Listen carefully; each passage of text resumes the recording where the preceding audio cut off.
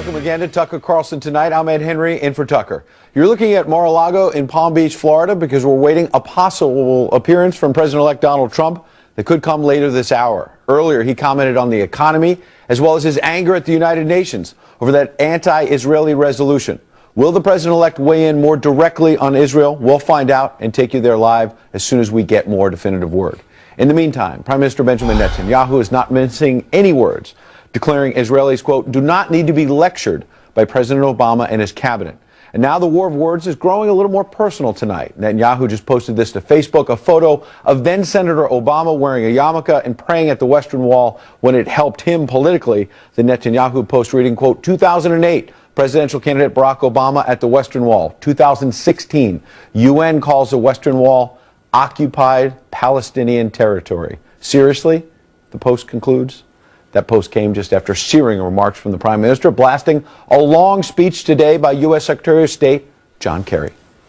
Now I must express my deep disappointment with the speech today of John Kerry.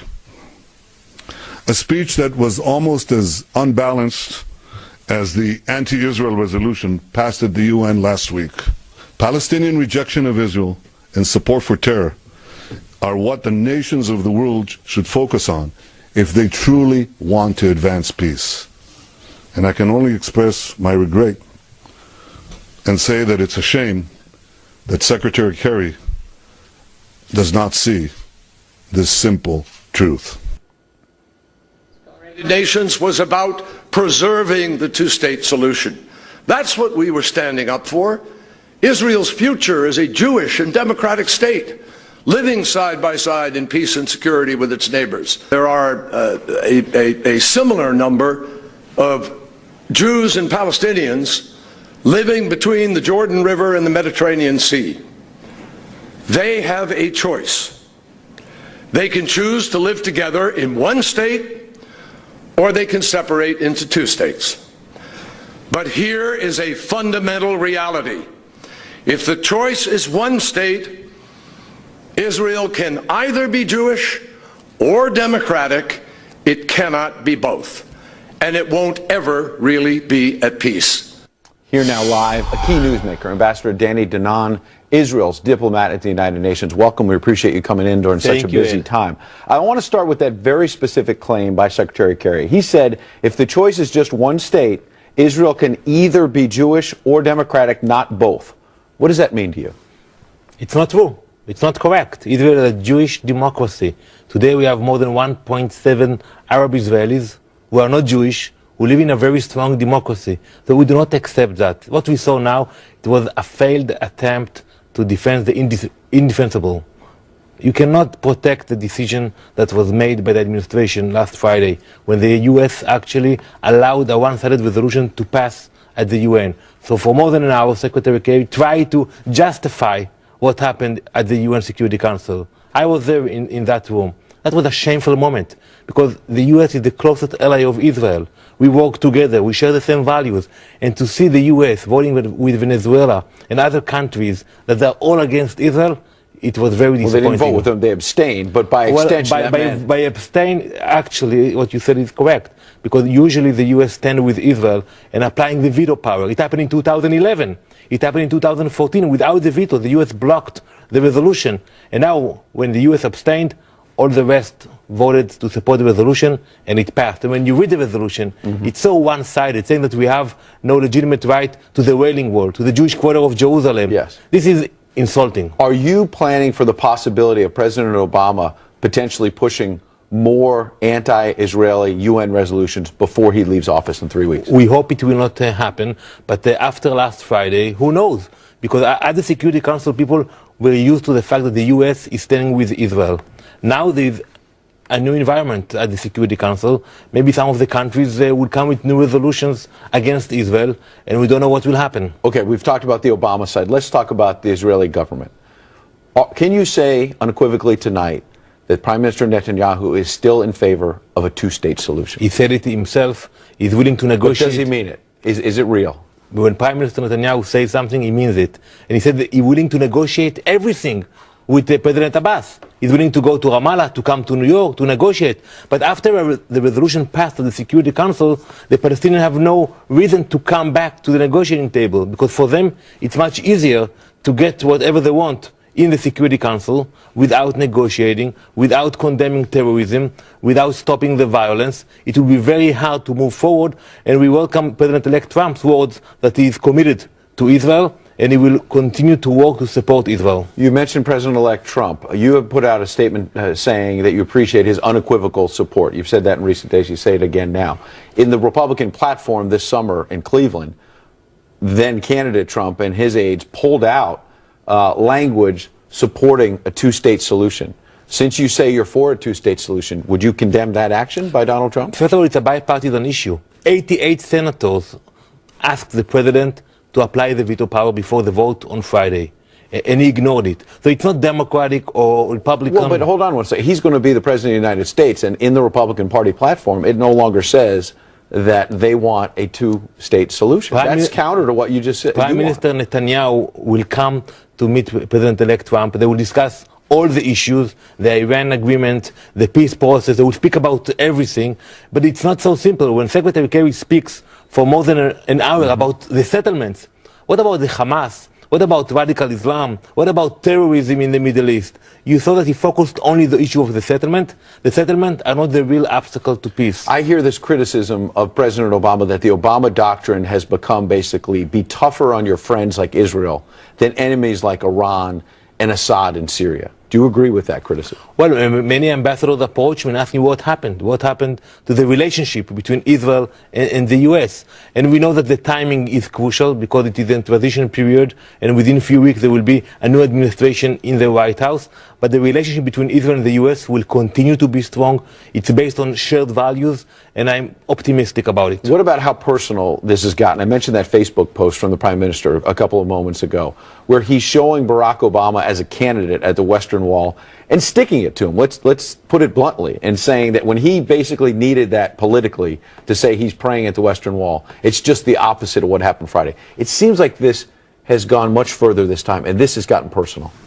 We are disappointed. We did not expect it from our closest ally. I'm used to read those kind of resolutions coming from Venezuela, Yemen, Syria. You know, for them to bash Israel is the national sport. But when the U.S. teamed with those countries, and the U.S. was a major player behind this resolution, we were very offended about it. So, Mr. Ambassador, you're intimately involved in all of this. Give our viewers some hope about the future then. We know your criticism of what's happened today and what happened last Friday. What is the way forward for peace? Well, we hope that the new administration will make sure that you achieve peace through direct negotiations. We did it in the past, Ed. We negotiated with Egypt, with Jordan. It was hard, but we achieved a real peace.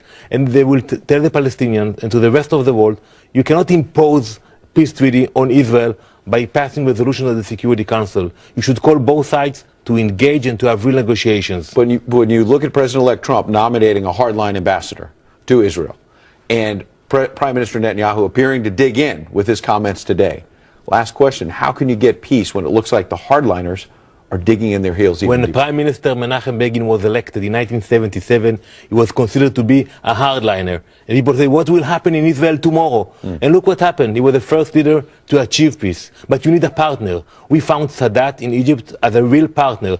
Today, we don't have a viable partner among the Palestinians. That's why they keep coming to the UN instead of coming to talk with us. Ambassador Danan, we appreciate you coming in. Thank you very much. Happy New Year. Thank you. Happy New Year.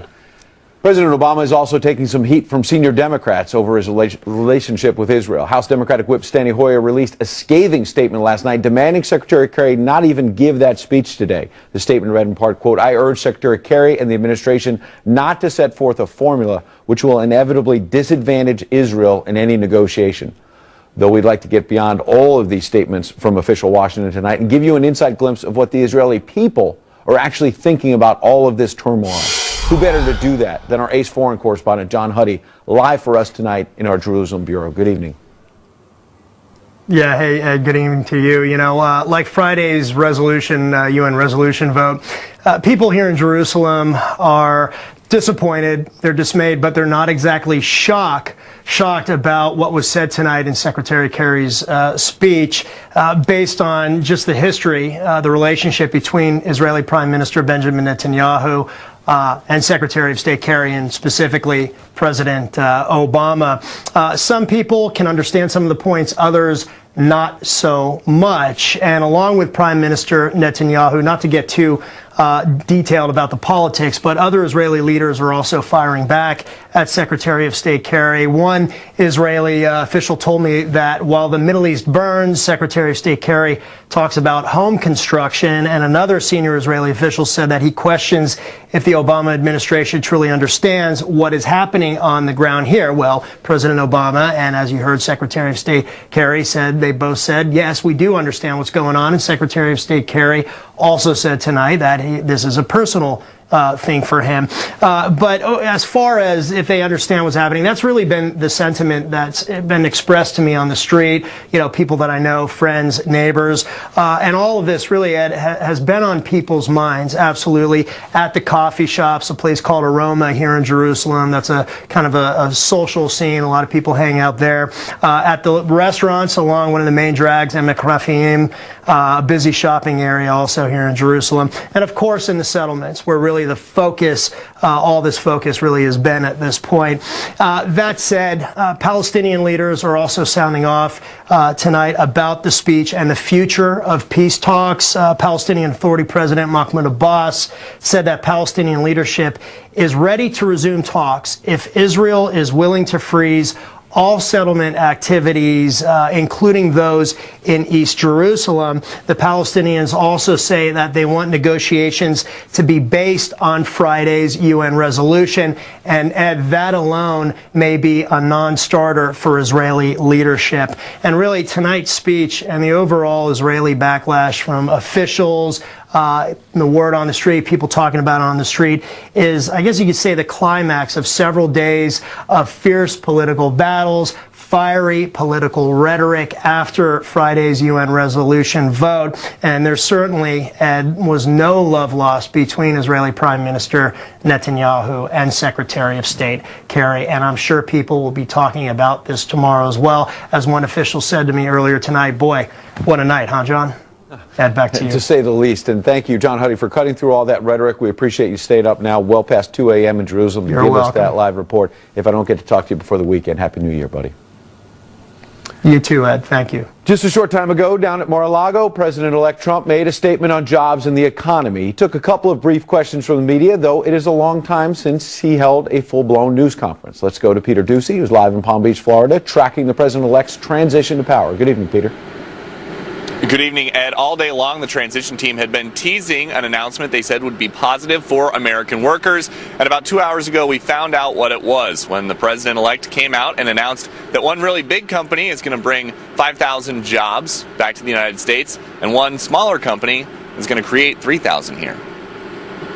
OneWeb, a new company, is going to be hiring 3,000 people, so that's very exciting. So we have a combination of Sprint for 5,000 jobs, and that's coming from all over the world, and they're coming back into the United States, which is a nice change. And also OneWeb. The president-elect also said he thinks this was only possible because there's a spirit of hope in this country. And even though transition officials insisted today, the president-elect knows there's only one president at a time, which some White House officials have been trying to remind him of.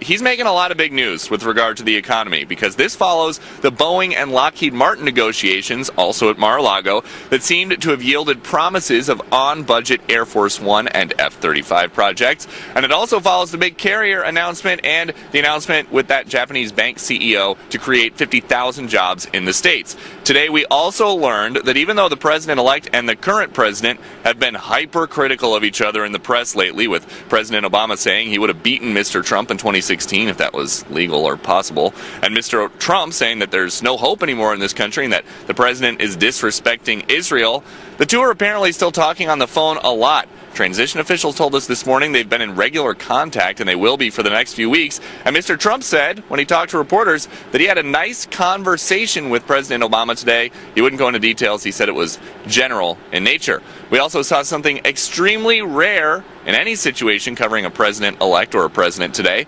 As the press was all packed up and ready to leave Mar-a-Lago in a van to head off the property, the president-elect came back out to say that he wanted to talk some more about the VA. He then had an official with him explain the transition team is working on a public-private option for veterans that would let them get treated at the private facility of their choice. And that followed a meeting today here at Mar-a-Lago with executives from some of the nation's best hospitals, including Johns Hopkins, the Mayo Clinic, and the Cleveland Clinic. And the executive who was here from the Cleveland Clinic, Dr. Toby Cosgrove, is, we are told, a leading contender to become the next VA secretary. So a lot going on here at Mar-a-Lago in between Christmas and New Year's. Ed? So much going on, Peter. I'd wish you a Happy New Year, but I bet we'll be talking live at least a couple more times before the weekend. Good to see you, Peter. Oh, yeah. And now, it is time for Twitter Storm, our nightly forecast of social media's most powerful weather patterns. President-elect Donald Trump is in the eye of tonight's storm over this tweet, which reads, the U.S. Consumer Confidence Index for December surged nearly 4 points to 113.7, the highest level in more than 15 years. Thanks, Donald. The president-elect's self-congratulatory ending to that tweet did not go unnoticed. From mocking to the downright ridiculous, hashtag Thanks Donald quickly went viral. Michael Evans said, our tweeter-in-chief talks about himself in the third person like a pro wrestler, but with worse vocabulary and poor spelling. Scott Dworkin tweeted, I've researched Trump so much I speak fluent Russian now. Thanks, Donald. Joe Gasper said, there was toilet paper in the stall at the gym today. Thanks, Donald. Charles Elson tweeted, my brother's house in Florida hasn't fallen into a sinkhole yet. Thanks, Donald. But as always on Twitter, there were dissenting opinions, many using the hashtag to express genuine, albeit snarky gratitude, maybe toward President-elect Trump. Leah tweeted, thanks, Donald, for almost 2 months of hysterical liberal meltdowns. It's been glorious indeed. Brony Drumming said, thanks, Donald, for giving me the tears of every social justice warrior on the planet for me to drink. It was delicious. See you on the 20th, presumably January 20th. And finally, Chuck tweeted, thanks, Donald, for showing the world that the mistakes of the last 8 years can be undone in 100 days. Don't set expectations that high. That's tonight's Twitter Storm. For a while, it looked from the outside like the president and president-elect were, against all odds, getting along splendidly. But is the relationship now on the rocks? That's next. Also, how will the Trump White House work with Israel after that UN resolution? Ambassador John Bolton is here. He says it's time to scrap the two-state solution, replace it with a three-state solution. We'll have details coming up. That brief honeymoon between President Obama and President-elect Trump appears to be over. The two appear to be having a bit of a bromance early in the transition process, but earlier today, Mr. Trump appeared to borrow a line from T. Swift and declare they are never, ever getting back together, tweeting, quote, doing my best to disregard the many inflammatory President O statements and roadblocks, though it was thought it was going to be a smooth transition. Not. Actually, that last part appeared to be quoting Borat with the not. Here now to decipher what went wrong in this bromance, Caitlin Huey-Burns, national political reporter for Real Clear Politics, and columnist Lauren Chevet. Good to see you both. Lauren, what went wrong? Well, first of all, calling it a bromance from the beginning is, it's probably a stretch. Little stretch. I mean, they're cordial, polite to each other. I mean, I think, look, fundamentally, when you're president of the United States, you can disagree with him on any number of issues, but fundamentally Barack Obama respects the office of the presidency, respects the peaceful transition of power, and has offered repeatedly to help the president-elect in his transition, and I think he's tried to do that. Unfortunately, the president-elect also takes any statement that is not in his favor as a personal affront, hence the not, very presidential of him, by the way. It's unfortunate that he's calling, the president is president until January 20th. Mm-hmm. He has every right to continue to underline his own policy positions and his perspective on the election. In fact, let's go back to November 10th and hear how they described it all at the beginning. My number one priority in the coming 2 months is to try to facilitate a transition that ensures our president-elect is successful. Because if you succeed, then the country succeeds. This was a meeting that was going to last for maybe 10 or 15 minutes, and we were just going to get to know each other. We had never met each other. just getting to know each other. The reason why I called it a bromance is that Donald Trump had questioned whether he had even been born in this country, and then was falling all over himself to say, he's being really nice to me. So, Caitlin, what's happened here with, for example, the anti-Israeli resolution, that really sets things up poorly for Donald Trump. Right. I think this is certainly a reaction to that. It's a reaction to President Obama saying that he would have won the election. And so given that backdrop, also given the backdrop of Donald Trump is preparing to take office as the most unpopular incoming president. And so he's really, I agree with Lauren, he is on the defensive on a variety of different things, trying to kind of confirm his stance. The Russian hacking element of this, too, is important because he is seeing that as efforts to, or the focus on that as efforts to kind of delegitimize his presidency. So he's really fighting those tides. And I think these tweets are more representative of his defensive posture, not so much the relationship between himself and Obama, which they talked on the phone today. And they ended up talking on the phone. So maybe there's a little bit of a thaw there. And Lauren, interesting because some of the other tweets from Donald Trump today were specifically about Israel. Quote, "We cannot continue to let Israel be treated with such total disdain and disrespect. They used to have a great friend in the U.S., but not anymore. The beginning of the end was the horrible Iran deal, and now this, UN, exclamation point. Stay strong, Israel. January 20th is fast approaching." Talk about the stakes now for Donald Trump. This is a bigger foreign policy challenge, perhaps, than anyone anticipated immediately out of the gate on January 20th, number one. But number two, are expectations being set so high for this man as well that somehow he's going to fix this, in addition to draining the swamp and everything else he promised? Well, he's setting those expectations for himself because he continues to insist that he alone can solve the ills of the world. And the reality is that every president since the founding of the State of Israel has struggled with the most complex and difficult geopolitical situation in the world. And I appreciate that the incoming president believes he's going to be the one to fix it. It's an extremely difficult time. Wherever you are on Israel, the issue with the settlements continues to be that it makes it more and more difficult to find agreement between the two sides. And so, in a climate, I appreciate that the president-elect is a, supporter of Israel. I think President Obama is too. They have different views on the future of the state and the peace process. But, to say that he is going to solve something automatically that, the last 48 years of presidents have been unable to solve is, Democrats and Republicans, setting himself up for a pretty impossible task. Caitlin, weigh in on that if you want. But also, I want to note the flip side of the negative parts of coming into office with all of these problems is when the economy appears to be doing well, you get some credit, too. Right, exactly. And he's already starting to take credit for kind of the economic positive outlook, right, which is another reason why Obama is going to be, is weighing in and is going to probably continue to weigh in. I think what's interesting about the foreign policy challenge surrounding Israel is that Kerry's statements today, I think, kind of unite Republicans in a way around Donald Trump. That is not the case on other foreign policy issues, particularly when it comes to Russia. So I think Donald Trump can take away from this day something of a step forward in terms of the Republican Party, at least on Capitol Hill, being supportive of that element. Especially perhaps when he's got Democrats like Steny Hoyer challenging the Obama White House and suggesting that maybe they're going to support Israel, whether it's a Republican or Democratic president. And Chuck Schumer as well. As the incoming Senate Democratic leader. We appreciate it. Lauren, as well as Caitlin, Happy New Year to you as well. Happy New Year. And there's two sides to every story. Secretary of State John Kerry says the Obama administration has been Israel's greatest friend. The Prime Minister of Israel, Benjamin Netanyahu, says not so much. Ambassador John Bolton is here next to give us some inside dope on what the real story is. Has been Israel's greatest friend and supporter with an absolutely unwavering commitment to advancing Israel's security and protecting its legitimacy. No American administration has done more for Israel's security than Barack Obama's. Secretary Kerry paid lip service to the unremitting campaign of terrorism that has been waged by the Palestinians against the Jewish state for nearly a century. What he did was to spend most of his speech blaming Israel for the lack of peace.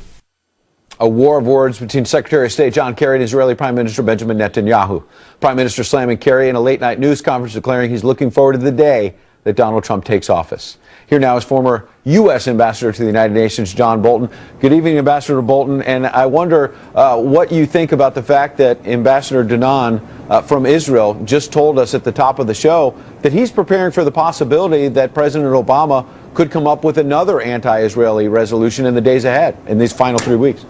Well, I think it's entirely possible, although Secretary Kerry and other administration spokesmen have said that they won't. Look, they were, to put it politely, economical with the truth about their involvement in the resolution that passed last Friday. So, I would take whatever they say with a couple of chunks of salt. I think that we have this so-called peace conference coming up in Paris on January the 15th. I would be worried about what might happen there, what might follow in the Security Council. I read closely your op-ed in the Wall Street Journal a day or so ago where you said the two-state solution has been on life support for years, and you want to see a three-state solution. Can you briefly summarize for our viewers what is the way forward in your eyes? Well, the briefest summary of what's wrong with the two-state solution is John Kerry's speech today, where he says, well, there's either a one-state solution, which is bad for Israel, or there's a two-state solution. What a failure of imagination. The answer here is to have in mind the life of the average Palestinian. What would be best for the average Palestinian and his family? The delusion of a two-state solution is never going to make life better. What I've called for is a three-state solution. Give the Gaza Strip back to Egypt. Give whatever part of the West Bank Israel's prepared to give up back to Jordan. Tie the Palestinian people into real economies. Give them a chance for their families to enjoy a better life. Don't make them the tip of the spear in the fight against Israel as they have been for decades. Now, there are a lot of reasons why my suggestion is difficult to achieve. Fine, let's see other things. But beating your head into a wall, which is what the advocates of the two-state solution are doing, is not going to bring peace to Israel and the Palestinians. Ambassador Bolton, I checked the numbers, and Abraham Lincoln, when he delivered the Gettysburg Address, it was just 3 minutes long.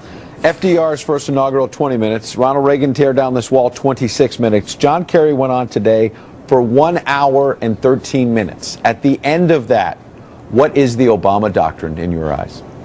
Well, it's still that the main problem in the entire Middle East is the Israeli-Palestinian dispute, and the main problem in that dispute is Israel building apartment buildings in East Jerusalem.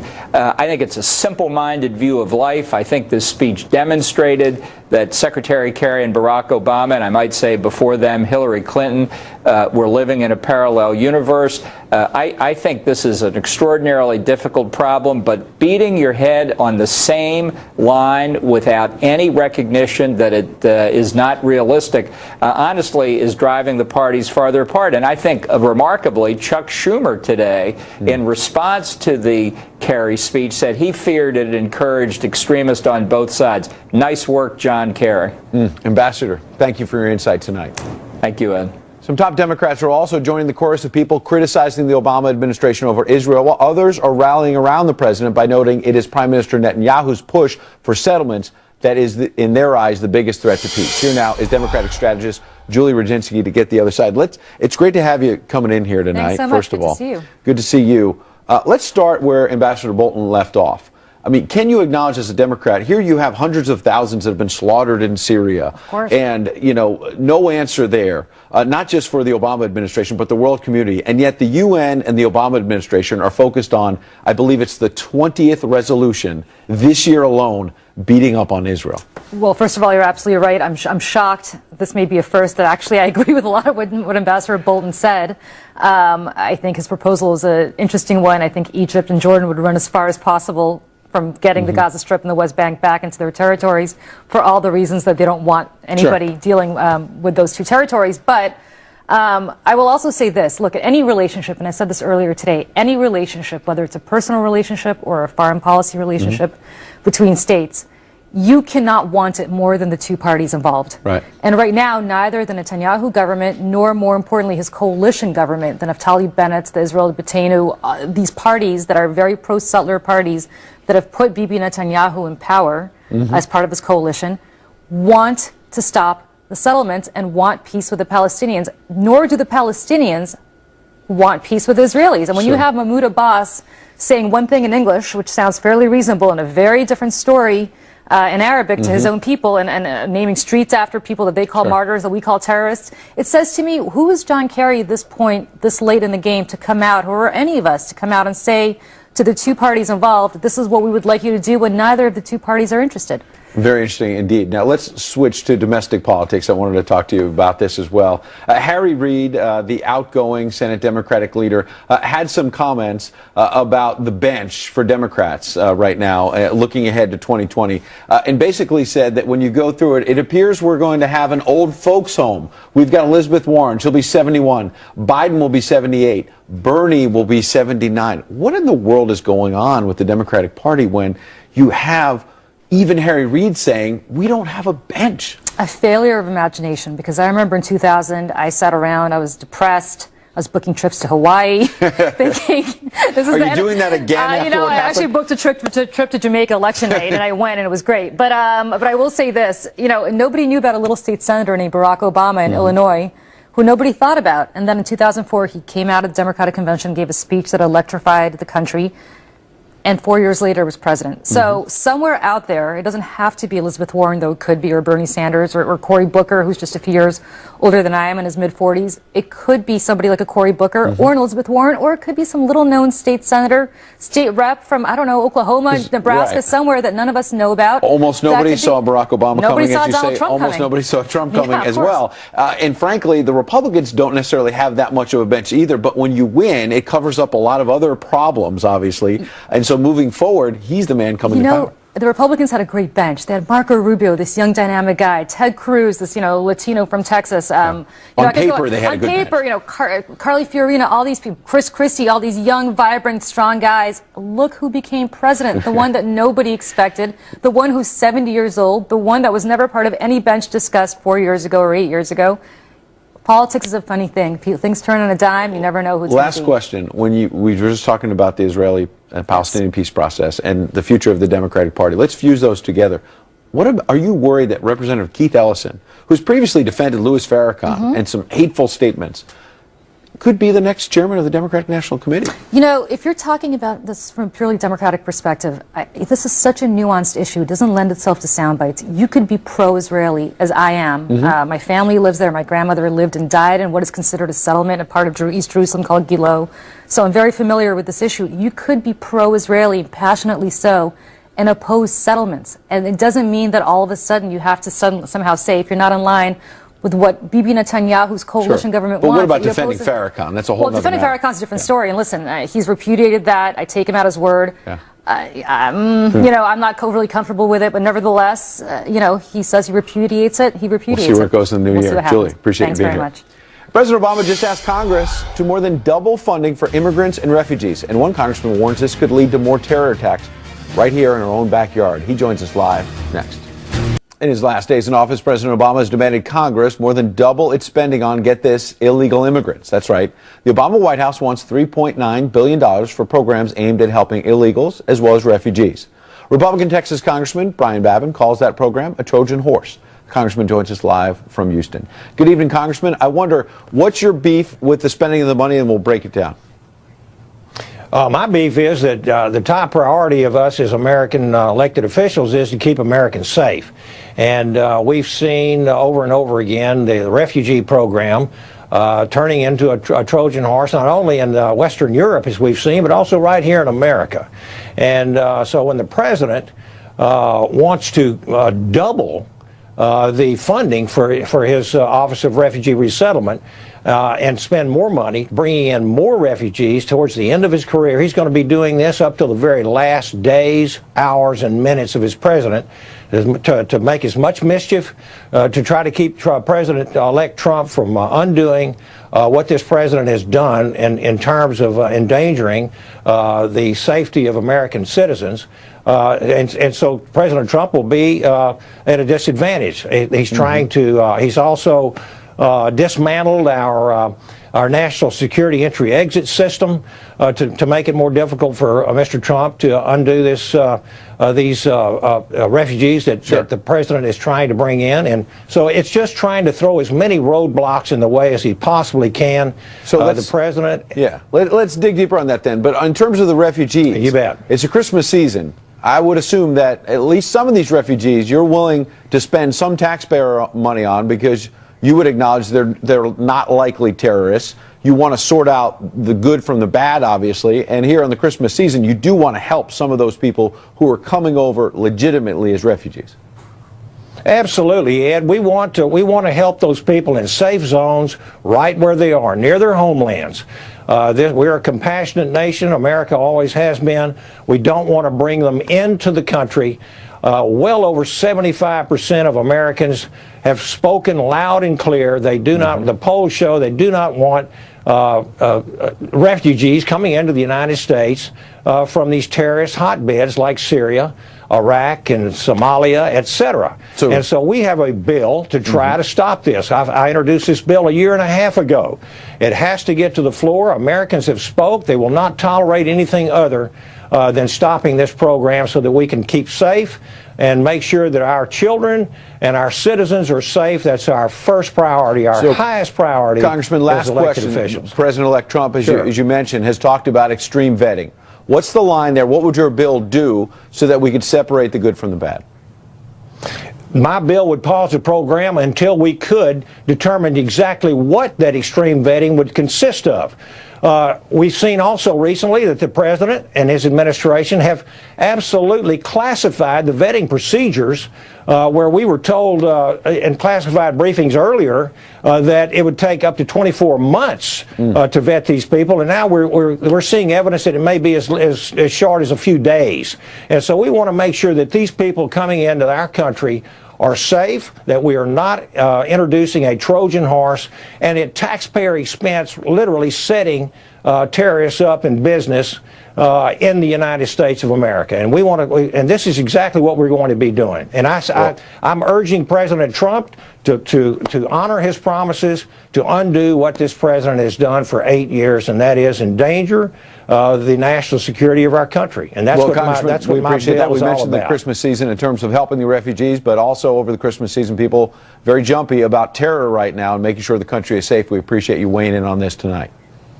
Absolutely, Ed. Thank you. Good to be with you. Happy New Year to you and your family. Appreciate it. And you've seen Kennedy hosting her show on the Fox Business Network and co-hosting Outnumbered right here on the channel. But did you know her previous job put her in the middle of the musical world? Kennedy steps into the friend zone. It's time now for the Friend Zone, where we invite one of our friends from within the building here at Fox onto the show. Tonight, we're joined by Kennedy, host of The Aptly Named Kennedy on the Fox Business Network. Before she graced us with her presence, she was a VJ on MTV3. What's MTV3? Well, there was a 3 in there. Did I read the prompter wrong? No, that's okay. There might be an MTV3 I thought there were now. like 3 channels. No, there probably is now, but no, it was just MTV. That's all we had.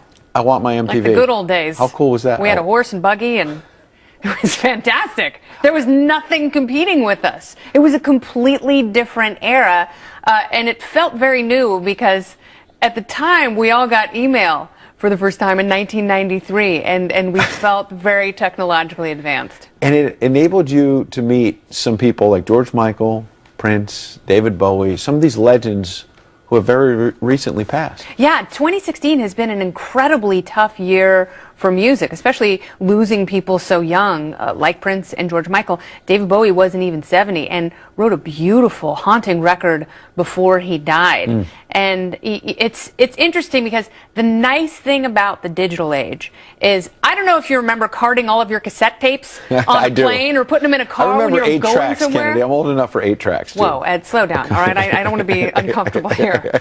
I didn't realize I was talking to Betty White.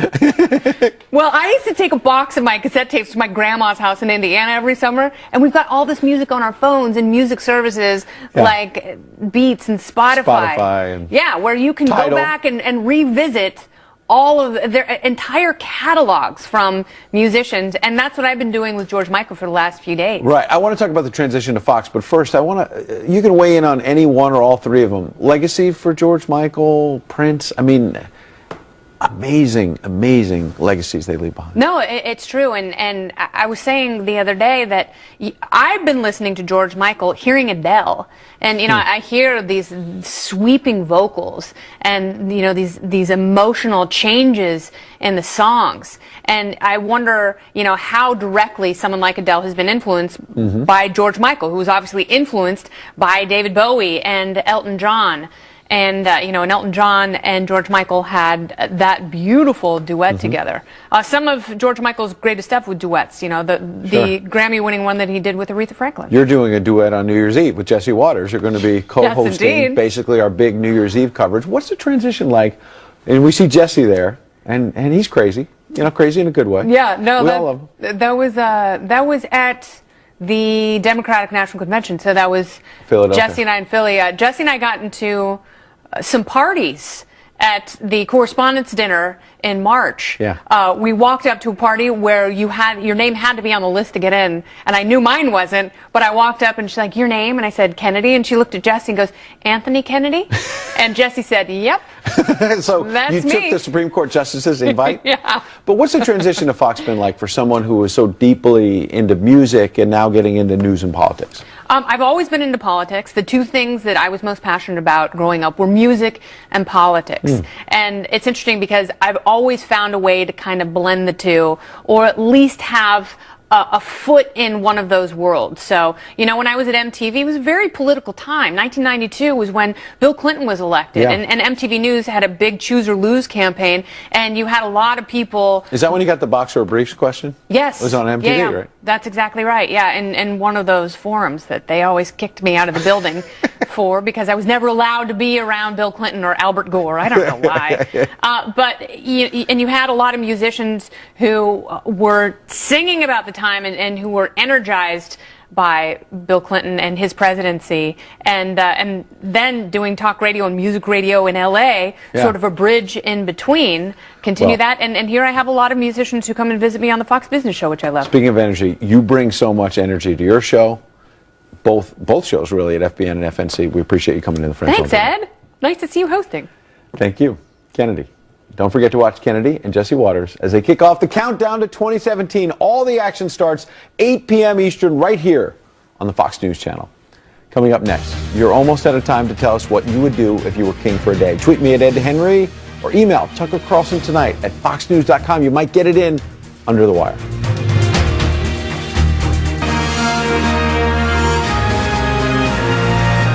Consider yourself crowned. You're king for a day. If you had absolute power and could do one thing to improve the country, what would it be? Max Devlin tweeted, "I would make Twinkies mandatory for breakfast, lunch, and dinner." Obviously, I like Twinkies. Really, I do. I don't know. I feel like you got an issue. I don't know. Truth Teller said, "If I had one wish, it would be to end all racism and hate in our country, whether based on gender, race, or ethnicity." That's awesome. And Eddie tweeted, "As king, I would strike all celebs mute, except when performing. No more listening to their politics." Sign me up. Gregory Kelton said, "If I were king for a day, I would outlaw looking at your phone while walking. Lift your head, folks. There's a whole world out there." Ding, ding, ding. And finally, C tweeted, "Use of reply all to email could and would be swiftly revoked if abused. Oh, and you'd get your own show." My own show? Well, if you were watching mean tweets last night, someone said they'd rather watch Tucker reruns than me. Not that I'm bitter or anything. Today in Pomposity returns Thursday. What is the most pompous thing you've heard? Tweet me at Ed Henry. Wait, why do I think I'm setting myself up for more mean tweets? Pomposity? Email Tucker Carlson tonight at foxnews.com. That's about it for us tonight. Tune in each night at 7 to the show that's sworn enemy of lying, pomposity, smugness, and groupthink. Also, don't forget, DVR the show if you haven't already. The O'Reilly Factor is up next. Good night. See you.